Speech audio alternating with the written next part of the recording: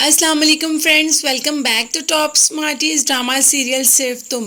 हनान अभी भी अपने रिश्ते को बचाना ही चाहता है। जाती दफ़ा अबीर को कह के चाहता है कि वापसी पे तैयार रहना, डिनर बाइट करेंगे। अबीर बोलने लगती है तो उसे कहता है चुप, बस चुप कर जाओ और वापसी पे तैयार रहना, वह डिनर बाहर करेंगे। अबीर यही सोच रही है कि मुझे हनान की बात माननी चाहिए या नहीं माननी चाहिए, लेकिन ये सब शायद भूल रही हैं कि अब घर में हमज़ा आ गया है तो रोज़ कोई ना कोई एक नया हंगामा तो देखने को मिलेगा। हमज़ा भी कान लगा के इनकी बातें सुन रहा होता है और चाल चल जाता है सारा के साथ। सारा भी हमज़ा के साथ बराबर की ही शरीक है। सारा हनान को फ़ोन करके कह देती कि मेरा बैग ऐसे चोरी हो गया और मुझे आके पिक कर लो, मैं रोड पे खड़ी हूँ। हनान एक खुदा तरसी के लिए आ जाता है, उसके लिए सारा, उसके दिल में सारा के लिए मोहब्बत नहीं, वो एक अच्छे इंसान होने के नाते पहुँच जाता है और सारा को लिफ्ट दे के उसको बाहिफाजत घर भिजवा देता है। सारा हनान से कहती भी है आप बहुत बदल चुके हैं, आप पहले वाले हनान नहीं रहे। तो हनान भी बहुत ही अच्छा जवाब देता है कि बस ज़िंदगी अब ऐसे ही चल रही है, अब हमने ऐसे ही ज़िंदगी गुजारनी है। इन्हीं हालात के साथ हमारी प्रायोरिटीज़ भी बदल चुकी हैं। लेकिन दूसरी तरफ हमज़ा अबीर को भड़काने में कोई कसर नहीं छोड़ा। उसे बता दिया है कि सारा के पास है हनान।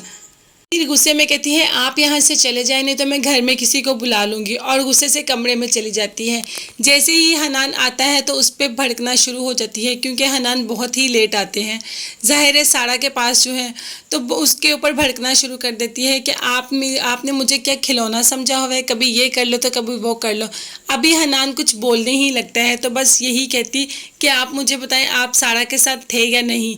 हनान की चुप देखकर वो समझ जाती है और कहती है जान गई हूँ मैं कि आप उसी के पास थे।